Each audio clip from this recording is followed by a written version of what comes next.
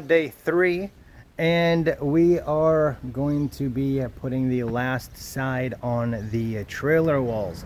Finally, so happy that that's happening. So what I've done today so far is I have just removed a few of these clamps here just to check the corner, and it looks like it is all glued down very well. So hopefully that's what we're going to find with the rest of the wall as well.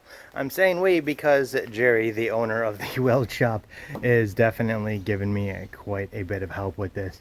And I think what we're going to end up doing for the walls is we're going to actually do the same thing that we did here, because it'll be a little bit easier to work on, and it will definitely be clamped down a lot better than it is if it's just over there on the floor. So first thing we got to do is go ahead and I got to remove all of these clamps. All right, so as you can see, I got all the insulation back into both of these. The next step is going to be taking this and putting it on top of there and getting those little pieces of wood screwed in where they need to. So I'm going to have 2 for the bottom of the trailer, and then I do believe that I have 1 each for the front. That way then once it's all glued up, and set it on top and corner it in and make sure that it's cornered in, put a few tack nails all the way down it on the top and the front, as well as maybe even a couple on the top as well. And then I'll unscrew those pieces so that they don't accidentally get glued to the board itself, because that would not be a good thing. So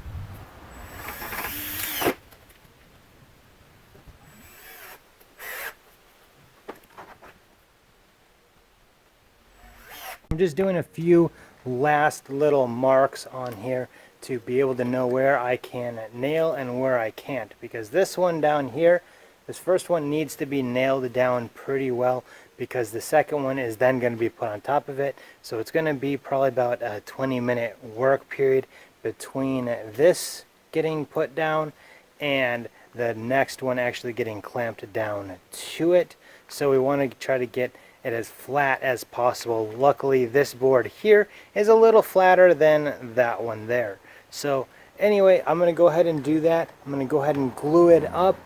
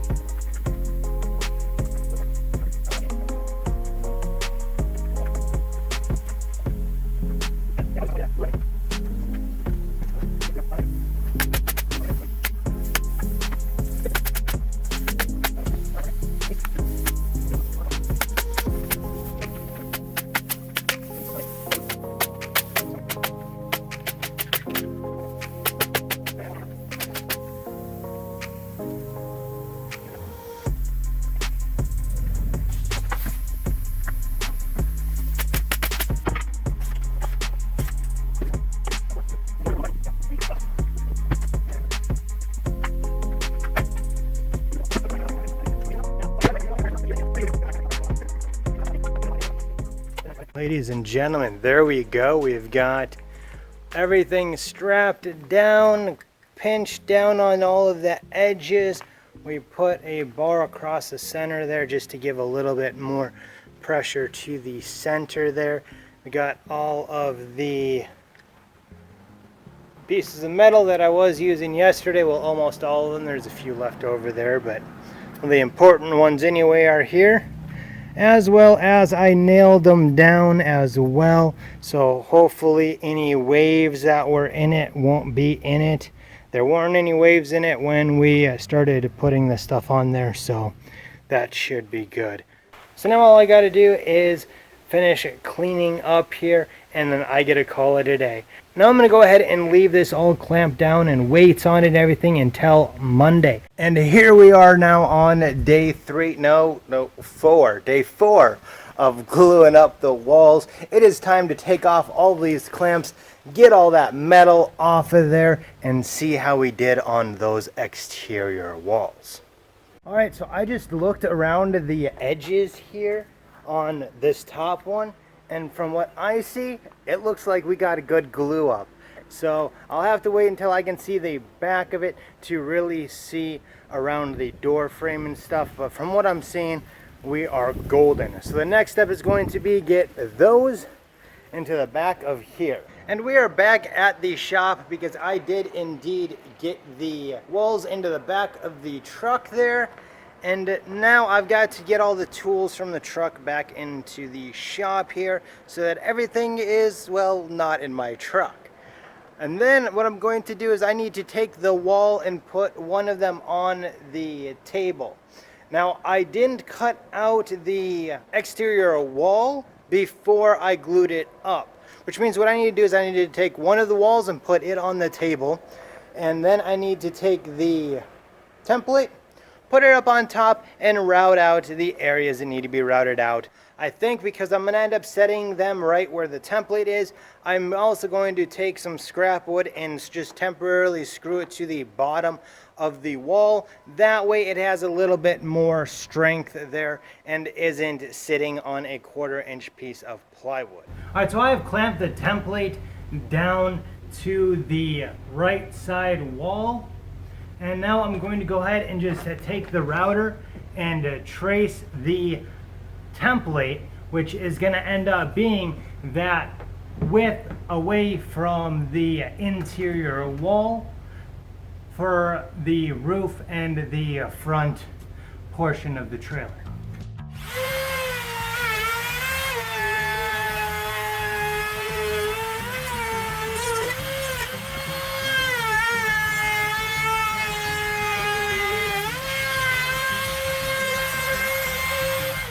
Now that that front is cut, I can go ahead and drill a hole in by the door and do the exact same thing to the door. But because I did lower or lift that door on the actual trailer, I'm gonna have to take the template off, and I can't use the template because it's a little bit off compared to what the actual one is.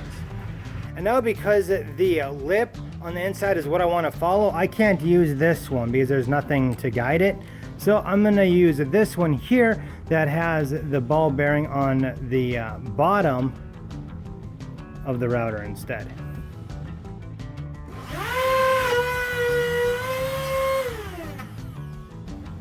And it broke, so it looks like I'm going to be going over and get a new router bit.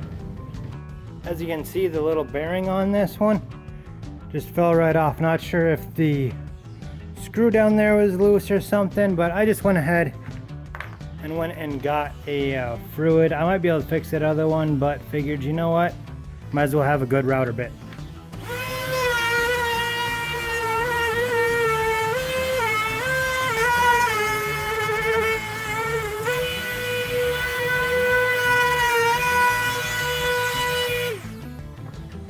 So now that I have everything cut the way that it needs to be cut to, I need to get this one off of the work table because I need to use the work table for one, the other side, as well as to start working on the floor. So what I'm going to do now is these little pieces that I had to attach to the bottoms before, I'm going to go ahead and attach them to the bottoms as well. That way I can stand this up against the wall without it just resting on a 1/4 inch piece of plywood. Now I'm just going to go ahead and use the same screw holes that I already had from the first time.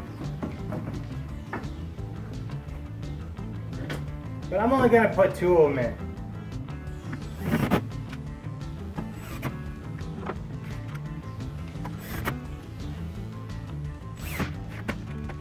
Alright, now it's time to get this one up against the wall and get the other one on here to do the same. And with that, we now have 2 walls with door holes just waiting to be put on a floor that, well, hasn't been made yet. Now before I get started on the floor, I want to show you guys a little bit more about how this goes together, because I know that I don't speak very well sometimes. And so I'm going to go ahead and use this board along with this board here to kind of demonstrate how this actually all gets put together. So starting from the outside of the trailer, this would be the outside wall. And you know this because it doesn't have any slots in it like that. Now, although I call this the outside wall, it's because it's the closest one to the outside of the trailer. This actually will get covered with the pylon, which gets spread across here and held on with some framing on the bottom, the door, as well as all along the edge of the top, and then whatever I do for the back. Now the whole wall sits on, let's pretend like this is the floor right here. So the wall sits directly on it with the outside wall covering the floor on the outside. Then once you come up here, you have the ceiling, which sits like that. And then you have your joists that go across like that.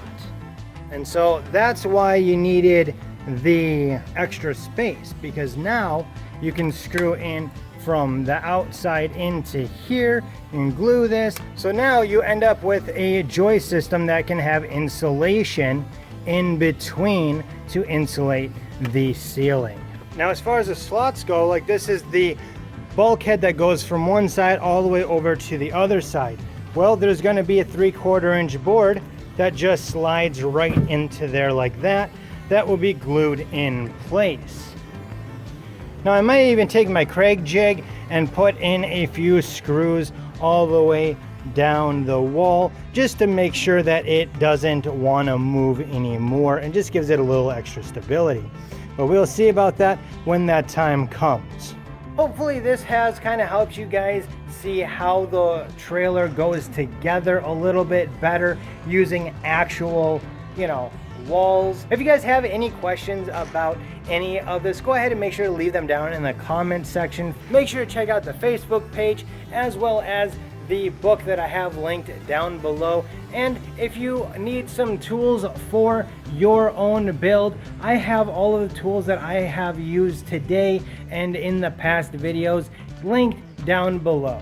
Now hopefully you like this video. I know it's a little longer than what my typical videos are, but there was a lot of stuff packed into this one. So I hope that you guys will hit that thumbs up button if you liked it. And if you didn't, of course, hit that thumbs down. But I would appreciate it if you let me know why you didn't like the video. And of course, hit that subscribe button and that bell so that you're notified whenever I post the next video for this build vlog or whatever my next project is. Until next time, as always, you guys have a good one.